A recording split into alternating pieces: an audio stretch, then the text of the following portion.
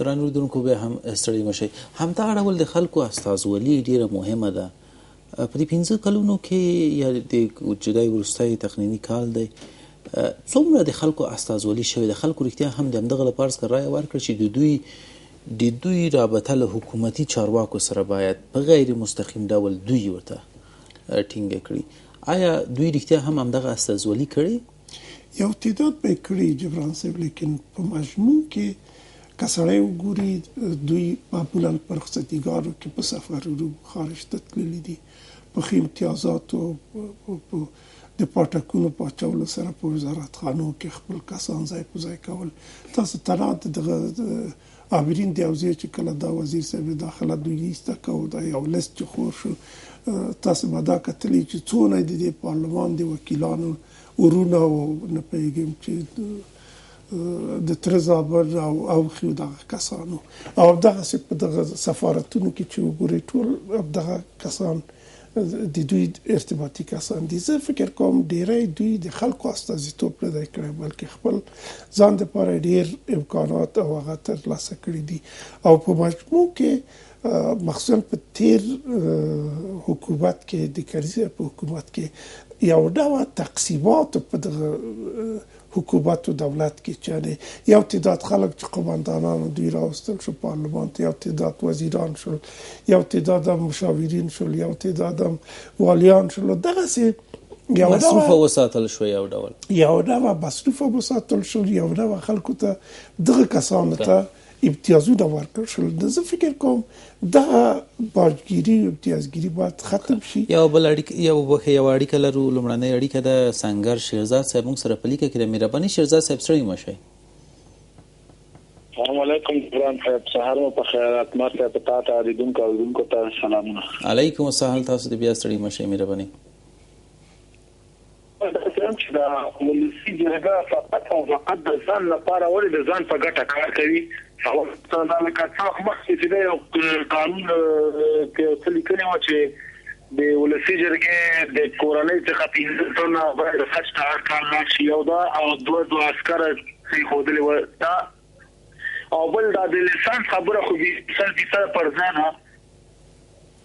خبره بې بنسټه ده. د وکالت خو دا معلومه چې ولسي جرګې نه بېغیر دا ګران اساسو غږ ښه نه راځي، موږ ته که ځای مو تغییر کړئ انشاءالله چې غږ به مو ښه شي. بلې غږ مو ښه نه راځي، قطع وصل کیږي، که تاسو لږ ځای مو تغییر کړئ انشاءالله چې غږ به مو ښه شي. بلې مهرباني وکړئ. وما دا د لیسانس دوره او پر ځای د سن دفاع د وکالت خبره دا بيشي به بنسټه او نه څو مليون او چاته دی مونږ وړي د افغانستان خلکو ته دا معنا لري چې په د ولسی جرګې ورګري کول شم دا چې په شامل دي چې پارلمان تر شنو د افغانستان خلک په دې کې حق نه لري. او بل دا د قانون خبره چې د ولسی جرګې زوري په قانون باندې پوښي مرته دی بیا په ولسی جرګه کې د ملت کور چې ورته دی په بوتلو باندې وشتل وکي نه ځکه دوی ته زیاتره برخه چې په قانون باندې پوهیږي نه، او زیاتره برخه ما ته معلومه ده چې باور کوم سره کینه چې آیتا کې ناستم چې ورته کینه راکیناست ټول باندې ولا باور ته پېښینه نه ځکه زیاتره دي چې دی او دوی په ځان په ګټه باندې کار کوي. د ملت په څیر کې آیا پراتون یو د څوګړې ورکی نه پراتون کې بچو ورته ورنه دي خو پراتون کې دوی کوله چې نو ځکه اوس دوی ډېر غټ تجارت روان کړي، پراتون کې کوله چې د پیسو په زور باندې راشي او بعضي وکیلان چې هغه د ملت او افغان او د اسلام او د خپل ورته ټول په پیسه کې زنده‌باد همغه وکیلان کور آباد. بله ښه شیرزاد صاحب مننه کوم، ستاسو نظر مو واخیست انشاءالله چې اتمر صاحب هم خپلې څرګندونې لري. اتمر صاحب شیرزاد صاحب هم ورته اشاره وکړه، یعنی یو ډول بیا هم اندېښنه یې وښودله د ولسي جرګې د غړو په کړنو باندې. رښتیا هم تر ډېره پورې د خلکو باور چې کله په ولسي جرګې باندې راکمیږي هغه دا ده چې هر کله دوی د ځان لپاره څخه امتیاز غواړي. یو څه موده مخکې تاسو رښتیا هم ښایي شاید اوسئ چې د زري موټرونو غوښتنه وشوه او د باډیګارتانو غوښتنه وشوه او د امتیازو د لوړوالي د پیسو د معاشونو. هر کله دغه ډول غوښتنې د ځان لپاره څخه، یعنی دوی د ملت استازیتوب نه کوي بلکې دوی د ځان لپاره څخه دلته راغلي دي. دې ته به تاسو هم خپل نظر ولرئ او بله اړیکه هم لرو، دا به یو ځای واورو انشاءالله چې یو ځای به ځوابونه ورکړو. مهرباني ګرانه ستړي مشئ.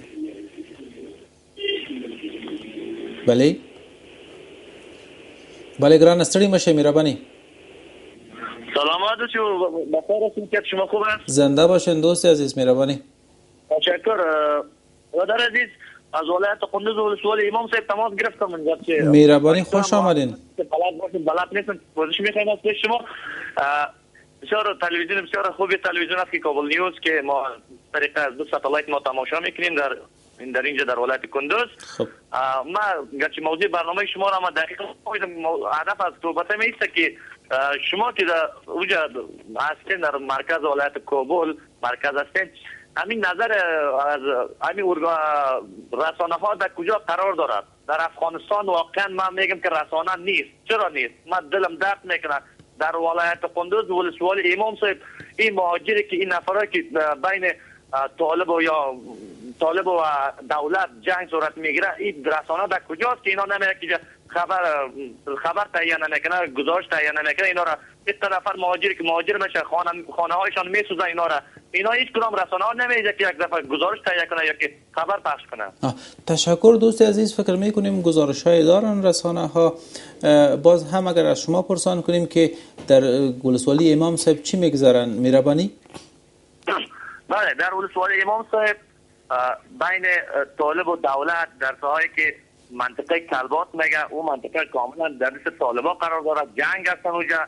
خب هر روز که ارگانهای دولتی یا زیرسالها میرن اونجا دست میخورن. خب حداقل اینجا همین منطقه که ما میشینیم در ساحایی که ما هستیم، در ساحایی که میگه منطقه بوسوس میگه، کم از کم یگان والله عالم 1100 فامیل از ساحه کوچ کرده به این ساحه آمده هستند که میگن که اونجا حتی ما در خانه کشیش که بودیم غذا میخوریم که در خانه ما توپ یا راکت وارد شد، خدا فضل کرد که راکت انفجار نکرد. اگر انفجار میکرد اعضای فامیل ما از دست میدادیم و زبان خودشان به اعتراف خودشان وقتی ما بعد از اعضای نماز شام به حرفشان میگفت، شنیدم همین حرفا را به ما گفتن که در خانه نشسته بودیم که راکت یا فایر توپ مرمی توپ در خانه وارد شد، روزای زمان شام صرف میکردیم. بله خدا فضل کرد همین انفجار نکرد. خب تشکر دوست عزیز. انشالله که خب حتما یک گزارش را خواهد داشتیم.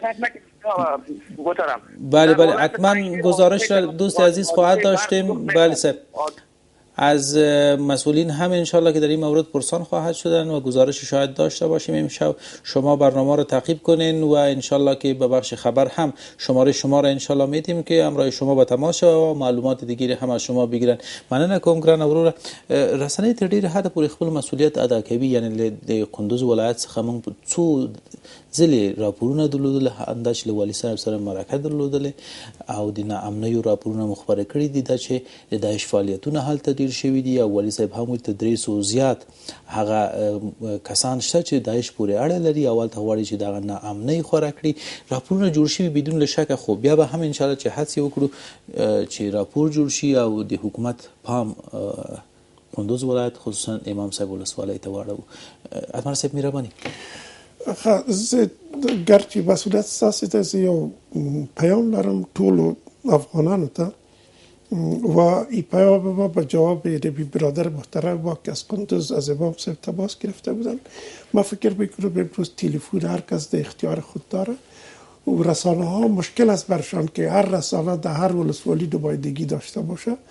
این مکلفیت خود مردم است، مکلفیت هر افغان است. وقتی که در منطقهشان کدام حادثه صورت میگیره اینا به هر رسانه‌ای که میخوان این خبر را بتن و این گپ خوب است که کل مردم، ارگان‌های دولتی، مردم از این حادثه خبر شوند و به زودترین فرصت در رفع اون قصه یا در راه جلوگیری از فکر نکوم چې د دومره تعداد رسنیو په حضور کې فکر کوم چې په کوم ولایت کې د کوم خبر یا کوم حادثه پټه وساتل شي. حتما خلک ترې خبرېږي او حکومت ته غږ رسول کېږي د رسنیو له خوا څخه هغه چاپي صوتي یا تصویري بیا هم زما مطلب داسې دی چې اوس یو رسنۍ نشي کولای چې په 4 ولایتو کې بیا په 315 ولسوالیو کې نماینده ولري او هلته هره ورځ دې ته خبر ورکړي.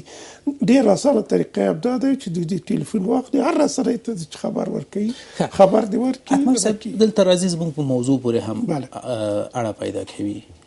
داسې ولسوالۍ یا داسې ولایت به نه وي چې استازی ونه لري. ولسوالۍ خو خیر په هر صورت خو ولایت به نه وي چې پولیسي جرګه یا مشران جرګه کې استازی ونه لري. د دغو استازو وظیفه آیا همدغه نه ده چې د دغو خلکو ستونزه باید حکومت لوړپوړو چارواکو ته ورسوي؟ مخکې هغه ساګر ورور چې ټلیفون وکړ زه هغوی ته سلامونه وړاندې کوم، هغې همدا ویل چې دوی یو خدا خبره وکړه چې لیسانس یې ښه خبره ده، موږ هم وایو چې ښه خبره ده، یاره داسې هغه نه دی، زه داسې نه وایم چې دوی د لیسانس نه لیسانس حداقل په هغه قوانینو باندې پوهېږي، صحیح خبره ده. بل خبره دا ده چې که تاسې دغه ټول وګورئ، دوی ډیری ما مخکې عرض وکړ چې بجز د یو تعداد کسان ډیری دوی ځان ته امتیازات ترلاسه کړ. مثلا هغه قانون چې دوی پیشنهاد وکړ چې دوی عمري باید یو مقدار معاش ولري، یا د دوی موټرونه باید زیري، یا د دوی همدا اوس وزیر صاحب داخله په دې باندې کار کوي چې د دوی یو تعداد زیات سربازان دغه وکیل صاحبانو سره مصروف دي، هر یو 15 کسه باډیګاردان لري. دغه یعنی قانونا د دوی حق نه دی چې دومره باډیګاردان او دومره کسان او د پولیس امکانات دوی په خپل لاس کې واخلي. تاسې هر یو پسې ګورئ د پولیس رینجر د دوی په شخصي استفاده کې دی، چې دا د دوی مکلفیت نه دی، یعنی د دوی امتیاز هم نه دی، د دوی حق هم نه دی. په هر صورت دغه ستونزې موجود دي. زه داسې وایم چې د وکیل صاحبانو نه د ولس هغه غوښتنې چې کوم وی د رای ورکولو په وخت کې هغه ترسره شوي دي، ځکه خلک همیشه دغه شکایت د وکیلانو کوي. که تاسې هر وکیل وګورئ، دوی په هغه وخت کې حتی هغه محل ته د ارګو په واقع کې تاسې وګورئ څومره د بدخشان خلک ورغلي دي. ما خو نه دي لیدلي دا د بدخشان وکیلان استازي. د دغه پنجشیر په حادثه کې زه وګورم کومه څومره کسان ورغلي دي د ولسي جرګې پر بایدګي. دغه نهادونه چې دلته شته د پنجشیر د ولس نه، دغه نهادونه ولې خپل غږ نه پورته کوي چې دلته لوی لوی دفترونه لري د پنجشیر د ولس په نوم باندې، لیکن د دوی مرستې د دوی سره د دې چې ډېر امکانات دوی لري. ما خو پنجشیر دپاره ونه لیدل. هغه د اورګو د بدخشان دپاره کوم مرستې ستاسې په خپله پیادېږي چې څومره مرستې وشي د خارج نه او د داخل نه، خپله د داخل نه دغومره مرستې د هر ولایت نه وشوي، د هر نهاد نه وشوي چې تاسې اندازه نشي لګولی. څه شو هغه پیسې؟ چا دغه ښه مدیریت وشو کولی؟ همدغه تاسې که دغه د خلکو غږ وګورئ، د پنجشیر نه همدغه د پنجشیر خلک د پنجشیر د واکمنانو نه شکایت لري، وایي دوی زموږ په هغه کې نه دي، په اصطلاح په غم کې نه دي. همدغسې دا یو صحیح مدیریت ته ضرورت لري چې دغسې حالت کې پنجشیر هم زموږ وطن دی، د پنجشیر ولس هم زموږ ورونه دي، زموږ د سترګو تور دي، د اورګو هم همداسې دی، د لغمان هم همداسې دی، د پکتیا هم همداسې، دا ټول موږ سره ورونه یو. هر چیرته چې په افغانستان کې مصیبت راځي هغه د ټولو مصیبت دی. 3 ورځې ماتم اعلان شو، دا د ټول افغانستان ماتم. په دې کې موږ د هغوی قربانیانو ته جنت فردوس غواړو او د هغوی کورنۍ ته یو ځل پوښتنه مطرح کوم چې دغه ولسي جرګې کې استازي د خلکو استازولي نشي کولی، ستر علتونه یې بیا څه دي؟ علت دغه دی چې هر یو ډیری دوی د دغسې یو چینل نه راغلي دي چې هغوی خپل منافع خپل ګټې ته متوجه دي. خلک وګورئ اتمر صاحب، غیر تایید شوي راپورونه ښیي چې په دغه رخصتیو کې له 100 څخه زیات استازي په بهرنیو هیوادونو خصوصا په دوبۍ کې دوی باید تللي وو، خپلو ولایتونو ته او خپلو موکلینو سره یې خبرې کړې دي، هغوی ستونزې اورېدلې وي او راوړې وي، له حکومت سره یې شریکې کړې وي. خبره د دوی مسؤلیت هم دغه شی دی. که دوی دغه کار نه کوي، دوی د ملت استازي نه دي. بیا خبره داسې دی چې موږ پارلمان ته دومره امتیازات ورکړي دي چې دا د دوی د حوصلې نه پورته دی، یعنې د دوی د حق نه پورته دی. زما خپله یادېږي په دې پخوانیو پارلمانونو کې د ظاهرشاه په وخت کوم پارلمان چې هر وکیل به چې نه راته د شپې به د دې نوم په خبرونو کې راغی چې فلاني وکیل د فلاني ځای نن په پارلمان کې غیر حاضر دا هغه کېدل. دوی ته حاضري نشته. حاضري په دې معنا نه ده چې د دوی معاش کم شي او زیات شي، حاضري په دې معنا ده چې دغه خلک وپوهېږي چې زما وکیل په پارلمان کې حضور لري که نه لري. په دې باندې دوی غلي دي. کله چې هر وکیل تاسې وګورئ، لکه اوس ولسمشر ویل چې زه به وکیلانو ته یو بله اداره جوړوم چې دوی زیاتي وزیران ته لاړ نشي. د وزیرانو وخت تاسو مخکې ویلي چې دغه استازي له داسې نورو چینلونو څخه راغلي دي چې ښایي د ملت استازولي ونه شي کولی، یعنې د ملت استازولي ته دوی دومره محتاج نه اوسي، نو بیا دوی طبیعي خبر ده چې بیا د ملت لپاره که دلته پارلمان کې نه راځي کینی، دوی خو به خپل بزنس او تجارت کوي. بیا بیرته کمیسیون ته خبره راځي.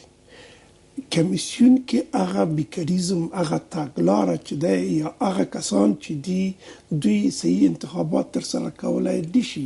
په تیر پارلماني انتخاباتو کې زما خپله یادېږي چې د هغه کلي نه چې هغه کسانو تعهد کړی چې چاته رای ورکړي، ما ته زنګ ووهل شو. زه په یو رسنۍ کې په راډیو کې ناست، مستقیما دا خبره ما په راډیو کې وکړه چې اول ته د دوی مخه ونیول شو. کوم وکیل ته چې دوی باید رای ورکړه هغه محلي ځواکمن ټوپکوال لاړ، هغه سړک یې بند کړه. هغه کسان پرې نه ښوده چې دوی مرکز د رایدي ته راشي.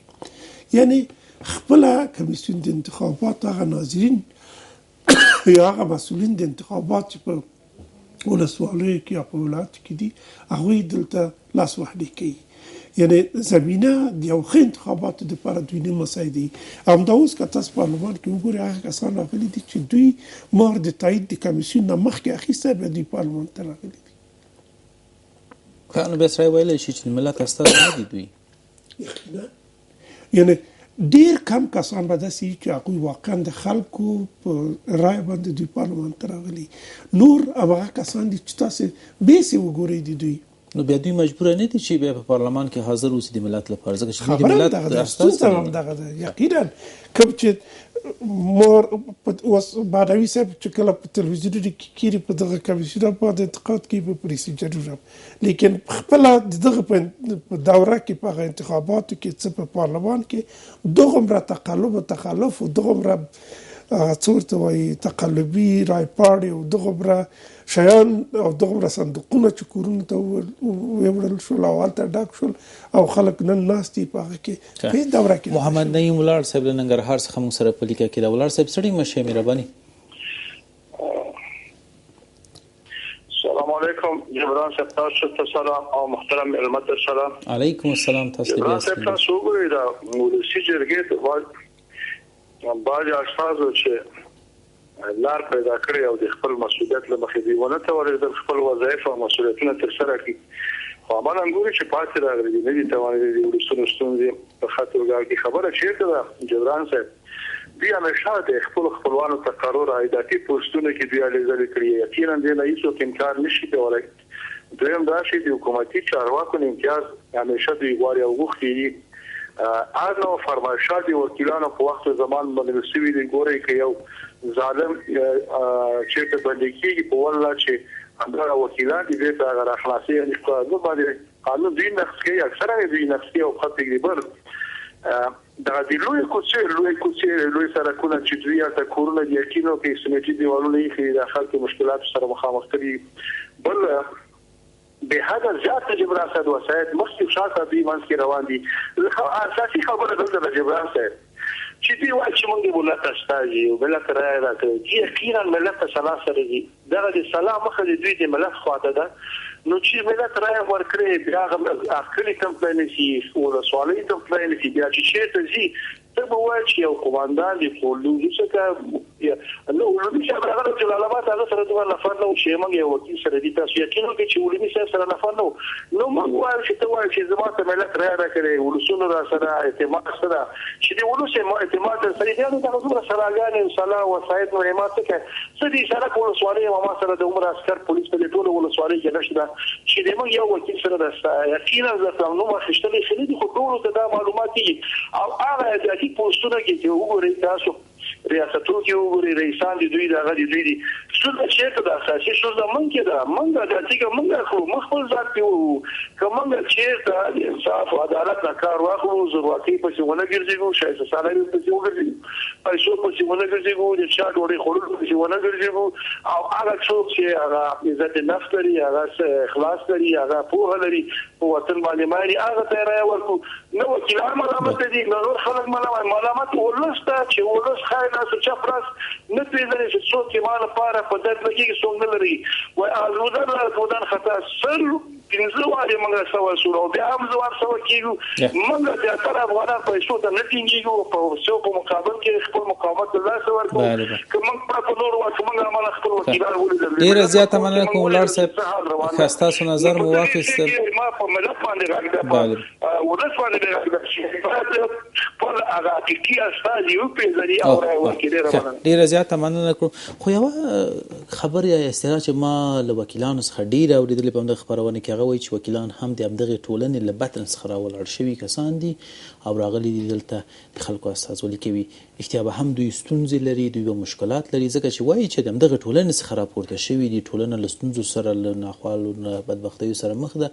دوی هم د همدغه ټولنې دي تر کومه حده پورې دغه خبره دلیل کېدای شي اتمر صاحب زه داسې فکر کوم چې یقینا موږ اول باید خلق دغه خپل مسؤلیت پیژني چې رای باید چاته ورکړي او زمونږ ټولنه یو سنتي ټولنه ده دې کې شک نشته چې هغه کسان چې په ټولنه کې با نفوذ دي ولو دوی ښه کسان دي ولو دوی بد کسان دي ټولنه په هغه باندې که خوشحاله ده او که خفه ده هغه ته رای ورکړي دا زمونږ بدبختي ده په اصطلاح لیکن لکه چې ولاړ صاحب ویلي زه داسې فکر کوم چې اول مسؤلیت د خلکو دی چې ښه نماینده دوی انتخاب کړي یعنې د چا د ټوپک پسې ودرېږي اتمر صاحب څنګه ښه استازی انتخاب کړي تاسو ویلي چې مخکې د کمیسیون څخه راتګه پورې دوی مهر د کامیابۍ درلودل ځان سره خلک به دلته بیا څه ډول رول خبره داسې دی که خلک ودرېږي د خپل رای نه دفاع وکړي او خپل رای د صحیح استفاده وکړي نو بیا کمیسیون نشي کولای چې یو چا چې دومره رای نه وي ګټلی هغه راوباسي ځکه هلته خلک مسؤلیت لري چې په تېرو پارلماني ټاکنو کې تاسو شاید اوسئ تاسو یاد هم کړه مخکې زه به یې بل اړخ یاد کړم چې حتی د پیسو د معاملې مسله په سرای شهزاده کې خلکو رایه ورکړه خپل استازی یې وټاکه خو هغه بریالی نه شو ځکه چې معامله په سرای شهزاده کې وه معامله د رایو په حساب باندې نه وه یقینا ګورئ دوه برخې لري یو خلق دي یو تګلارې او کمیسیون دی د کمیسیون مسؤلیتونه دي په دغه دواړو کې کېدای شي دغه خبره رامنځته شي د خلکو استازی هغه څوک راځي چې هغه خلک نه غواړي لیکن د مجبوریت له کبله په هغه سیمه کې دوی رای ورکوي موږ باید نور تګلارې دومره فلټرونه دومره دقیق کړو لکه مثلا تجربه د کار سن او دغه تحصیل دغه خبرې دي چې کېدای شي دغه فلټر نورم دقیق شي او چې خپل دولت په دې کې لاس وهنه کوي چې خپل کمیسیون په دې کې لاس وهنه کوي هغه شي تر راګرځي چې مونږه د خلکو توقعات د کمیسیون نه دی چې کمیسیون صحیح انتخابات تر سره کوي تقلب تخلف ته د ځای نه ورکوي مخکې تر مخکې نه دی خپل دولت په هغه کې بل نفوذ نه کوي تاسو په تیر انتخابات کې ولیدل چې هر وزیر هر چارواکی تر ولسمشره پورې ځان ته نمایندګان درلوده په ولسوالیو کې په ولایاتو کې او هر چا کوشش کوي چې خپل نماینده راوباسي اتمر صاحب مننه کوم وخت مو پای ته ورسېږي ان شاء الله چې په دې وروستۍ تخنیک دوره کې به بیا هم په پارلمان باندې بحثونه ولرو حل لارې به ومومو چې رښتیا هم څنګه دغه وروستۍ تقنیني کار دوی تیر کړي تر څو د خلکو باور یو ځل بیا پر دوی باندې راشي که دوی بیا ځان کاندید کړي تر څو د ملت باور خو له دوی سره ووسي مننه کوم له تاسو نه چې وخت مو راکړ درنو لیدونکو له تاسو هم یوه دنیا مننه کوم تر بیا هم په لوی او بخښونکي څښتن تعالی سپارم ښاد او سوکاله اوسئ